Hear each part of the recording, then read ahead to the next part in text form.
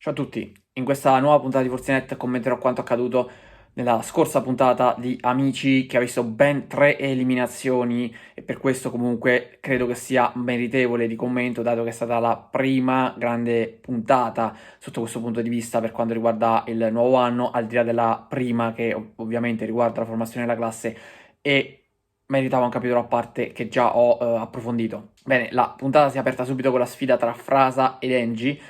Ovviamente Angie era già un nome che circolava nell'orbita di Amici da diverse settimane, si parlava di un possibile ingresso, quantomeno una possibile sfida per lei e quindi di un eventuale ingresso in caso di vittoria.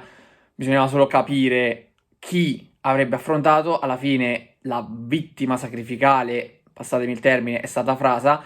che a me sinceramente non ha mai colpito, è stato uno di quelli che non mi è piaciuto praticamente finora. Anche il suo inedito non mi comunica molto, onestamente non è nel mio genere e non mi ha colpito, non mi ha dato nulla, mentre Angie sin dall'inizio, nonostante vabbè qualche piccola incertezza, soprattutto inizialmente quando è andata ad esibirsi al pianoforte, lì ha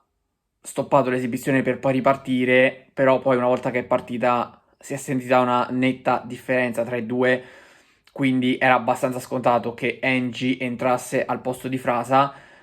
Bisogna anche dire una cosa importante su Angie, che ha una certa esperienza alle spalle rispetto ad altri che magari invece sono proprio lì ad Amici a fare la loro prima esperienza importante.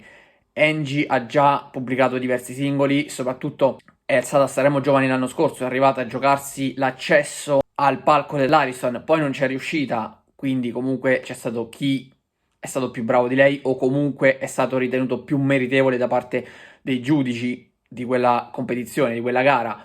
però ha mostrato delle qualità importanti. Quel brano Scorpione che ha portato a Sanremo Giovani 2024, secondo me era anche molto orecchiabile, non era male, così come non è male quello che invece ha cantato nella puntata di Amici. Credo che possa far molto bene. C'è un mistero sulla squadra di Engie perché in teoria, essendo entrata al posto di un allievo di Anna Pettinelli, poteva entrare nella squadra di Anna Pettinelli, ma essendo stata scelta da Rudy Zerbi come sfidante,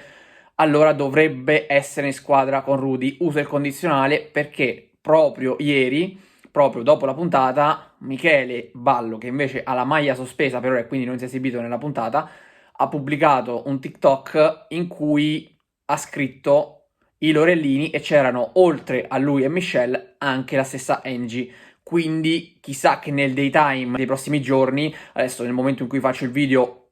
il daytime chiaramente non è ancora andato in onda, il daytime successivo alla puntata della domenica, e magari poi dopo nel corso dei prossimi giorni potrebbe effettivamente esserci la spiegazione di quel TikTok di Michele Ballo. Poi magari è soltanto un falso allarme, perché bisogna comunque prenderlo con le pinze, ma se fosse veramente in squadra con Lorella Cuccarini, Angie potrebbe veramente fare un percorso importante. Angie ha veramente un potenziale importante, ma in squadra con Lorella Cuccarini potrebbe davvero fare il salto di qualità. Abbiamo visto cosa è in grado di fare Lorella Cuccarini, perché è in grado di toccare i tasti giusti al momento giusto. Chiaramente c'è sempre bisogno della qualità, del talento della persona, come è stato in passato, però ha portato alla vittoria di categoria Angelina Mango, ha portato alla vittoria in generale Sara Toscano.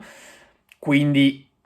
vediamo che secondo me chi si affida a Lorella Cuccarini fa molto molto bene. La stessa Michelle, che è stata molto criticata, direi anche giustamente, perché a livello vocale ha peccato molto, soprattutto nell'esibizione della domenica precedente. Se doveva affidarsi ad una professionista, ad uno dei professori, ha scelto la migliore, perché Lorella Cuccarini si è dimostrata la migliore in questo campo. Poi ovviamente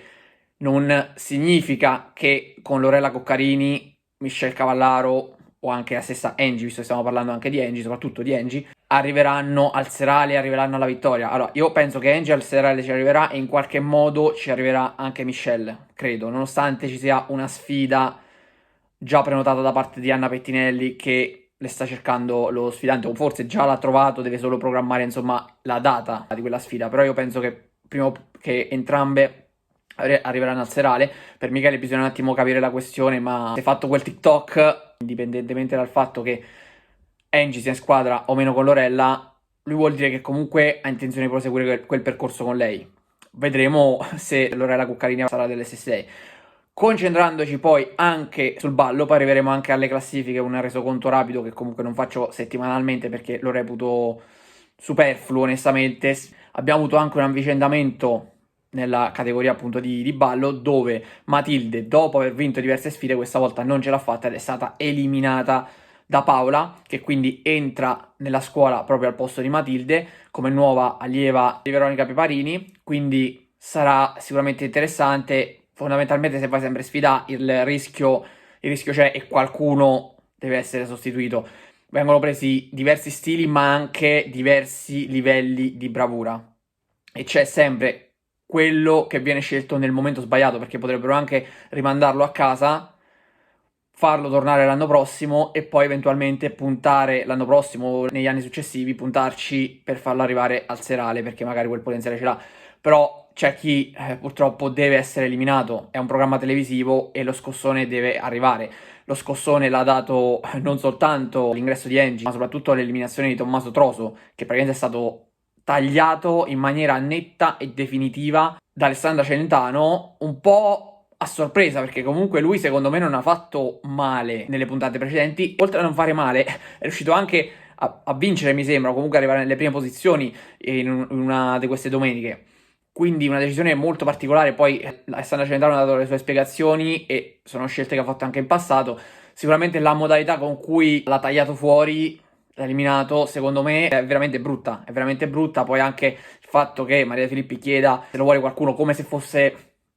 un avanzo, no? Un avanzo di qualche pasto, qualcuno è rimasto lui, qualcuno lo vuole, se qualcuno lo vuole lo prende, altrimenti niente. Non mi è piaciuta, non mi è piaciuta quella modalità, poi capisco che comunque il programma richieda quello e Maria De Filippi dovesse fare quella domanda per vedere se potesse continuare il percorso con qualche altro professore, Tommaso Troso, però non mi è piaciuta né la modalità, soprattutto la modalità con cui è stato estromesso da Alessandra Celentano, né tantomeno la successiva, insomma, domanda posta da Maria De Filippi. Però, al di là di questo, l'eliminazione ci poteva stare, le decisioni le fanno loro, ma magari con una sfida secondo me sarebbe stato meglio, insomma, una maniera alternativa, una maniera diversa. Tra l'altro maglia sospesa anche per Emiliano invece, oltre a Michele per altri motivi, per incomprensioni con Lorella Cuccarini, qui invece Alessandra Celentano ha sospeso la maglia ad Emiliano, lei vuole vedere dei progressi da parte dei suoi allievi, come è giusto che sia, però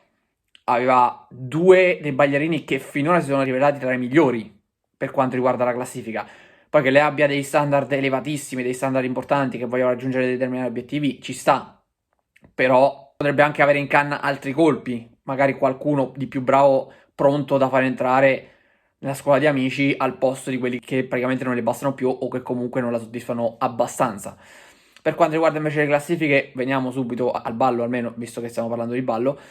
Maria Rosaria è arrivata prima davanti a Emiliano e Alessio, tanto per restare in tema che comunque Alessio già con un anno di esperienza in più nella squadra di amici non sta dominando le classifiche, ovviamente era scontato che non lo facesse, però ci sono altri, vedi Emiliano sta facendo molto bene, si sta piazzando sempre in alto, maglia sospesa è molto molto particolare, in sfida ci sarà Anna direttamente, mentre tra Pierpaolo e Alex alla fine questa volta si è salvato Alex e ci è andato Pierpaolo, probabilmente proprio per questo motivo che Alex arriva già da una serie di sfide diverse. Per quanto riguarda invece la classifica di canto, Riccardo ha vinto e secondo me giustamente perché ha interpretato una canzone di Alessandro Moroso molto molto bene. Lui a livello di interpretazione è veramente fenomenale perché riesce a comunicare. Quella è una cosa secondo me fondamentale per un cantante. Prima ancora della tecnica, poi la tecnica serve, non puoi essere stonato, mi sembra abbastanza chiaro, però quando arrivi alla gente con l'emotività, lì già sei un passo avanti anche rispetto a chi ha una tecnica quasi perfetta. Però se poi hai una tecnica quasi perfetta, questo l'ha detto anche Emma ieri, se hai una tecnica quasi perfetta e non comunichi nulla, te ne fai poco, te ne fai veramente poco. Quindi molto meglio avere questa dote innata di comunicare emotivamente, perché poi la tecnica si può affinare, si può migliorare anche la comunicazione emotiva, per carità, però è un aspetto fondamentale quello. Poi seconda Valentina, sul podio c'è anche Flavia che secondo me sta facendo bene, a me sta piacendo. Michelle quarta, quindi si è evitata la sfida, però ha fatto un'esibizione sicuramente migliore rispetto alle altre volte e credo che quel piazzamento sia giusto. Gard quinto, dal primo posto è sceso parecchio, ha rischiato anche di andare in sfida, alla fine in sfida c'è direttamente Penelope che è arrivata ultima, nel ballottaggio tra Opi e Plasma non c'è stato un vero e proprio ballottaggio, dato che Plasma si è offerto di andare in sfida, visto che ha ritenuto l'esibizione di Opi migliore della sua, si è messo alla prova e quindi ci sarà Plasma in sfida oltre a Penelope, e vedremo poi come si evolveranno le cose nel corso della settimana e poi soprattutto nella domenica successiva. Per oggi è tutto, vi do appuntamento alla prossima puntata di Forzinet. Ciao a tutti.